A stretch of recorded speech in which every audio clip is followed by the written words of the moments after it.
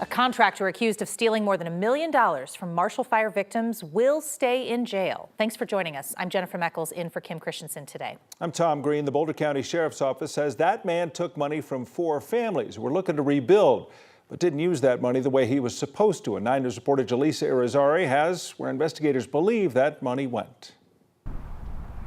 Quiet is not common for a construction zone, but silence is what some property owners around here seem to be used to. Mr. Scott, good afternoon to you, sir.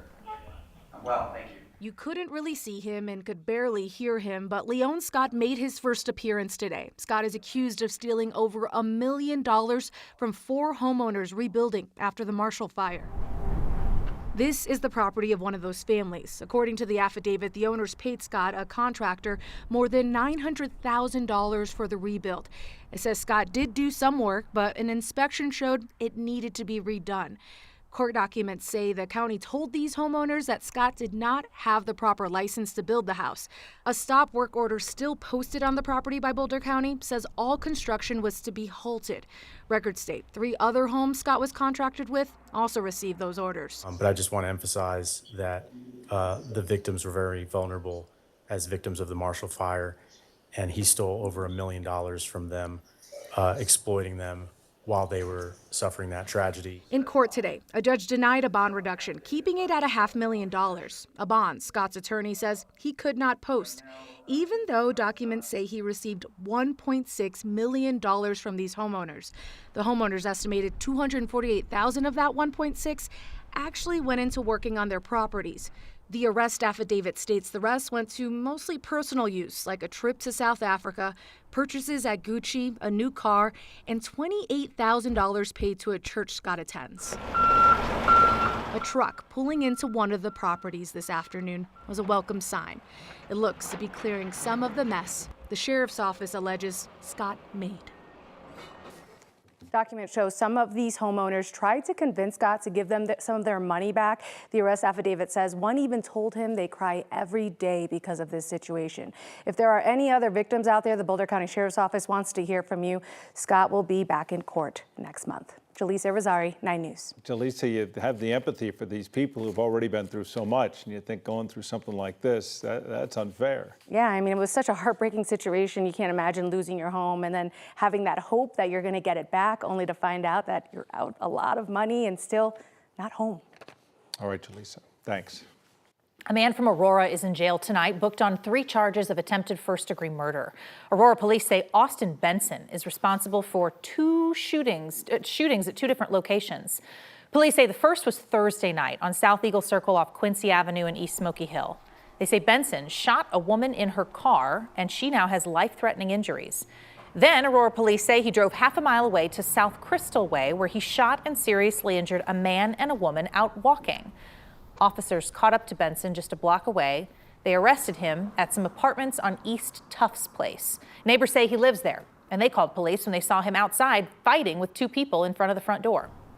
You always think you want to be the hero in that moment, but it's kind of freezing up. Like, I want to help, but you see a gun in the guy's hand, there's not much you can do. Aurora police are still trying to figure out the motive behind these shootings. They do not believe the suspect knew his victims. Officers also found a car with bullet holes and damage near where they arrested Benson. If you have any more information about these shootings, police would like you to call Crime Stoppers. Good news is it's Friday. The bad news, if you will, is that we got up over 90 degrees again today. You can see some cloud cover, but mostly blue skies over downtown. Most people are looking forward to the weekend, the last weekend in the month of June, Kathy. Hard to believe it is summer in full force, and our 96-degree high kind of makes it feel that way as well. The clouds out there decorating the sky for now, but could hold wind, lightning, and rain for later. So far, travel heading into the mountains is okay weather-wise. The numbers for today, average high is 87. We're still in the 90s, triple-digit highs across eastern Colorado, and now we've got a couple of low thunderstorms coming off of the foothills. The severe threat mainly in northwestern Colorado, with storms that have been dropping some heavy rain and also have the potential for a little bit of hail as they move east. But outside of Kremlin, we actually have one cell that has some good rain in it. So rain over the same area for the last hour has created a flash flood warning out, and that will continue until 7 o'clock tonight.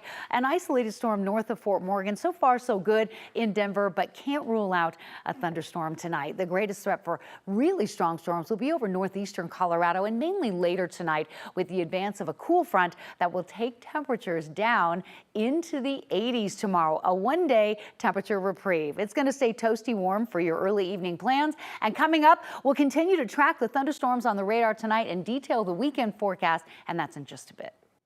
And people heading for the high country, I-70 is flowing normally now, but it was late this morning that a semi caught fire in the Floyd Hill area. That really snarled the eastbound traffic.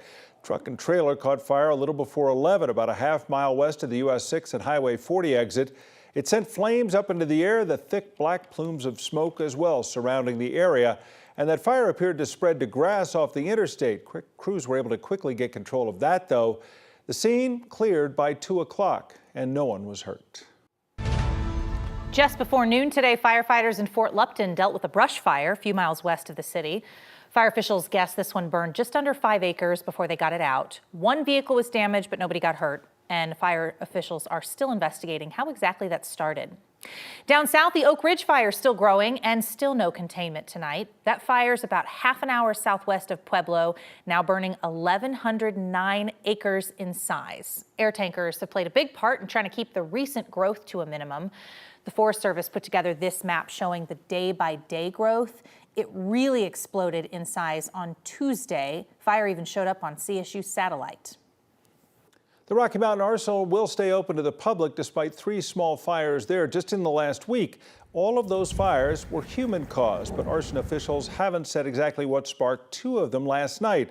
We do know that it was a cigarette that sparked a fire last Saturday, and that one burnt 12 to 15 acres. Officials say they are out patrolling more as a result of those fires. The Supreme Court has upended a 40-year-old decision that made it easier for the federal government to regulate the environment, public health, and workplace safety and consumer protections. The justices have now overturned a 1984 decision saying federal agencies should be allowed to fill in the details when laws aren't crystal clear. Supporters say this limits unlawful federal agency overreach. Opponents of today's ruling argue this is a potentially lucrative victory for business interests. Another ruling from the High Court today giving cities the okay to enforce bans on homeless people sleeping outdoors. The ruling strikes down a previous appeals court ruling that found outdoor sleeping bans were cruel and unusual punishment. Well, lawyers against the ban did cite the 8th Amendment, barring cruel and unusual punishment, but Justice Gorsuch wrote that camping bans do not violate that amendment. The ACLU of Colorado denouncing the ruling, saying, quote, "We expect the Colorado courts to come to the correct conclusion under our state constitution. Jailing people for sleeping outside when they have no other choice is cruel and unusual punishment."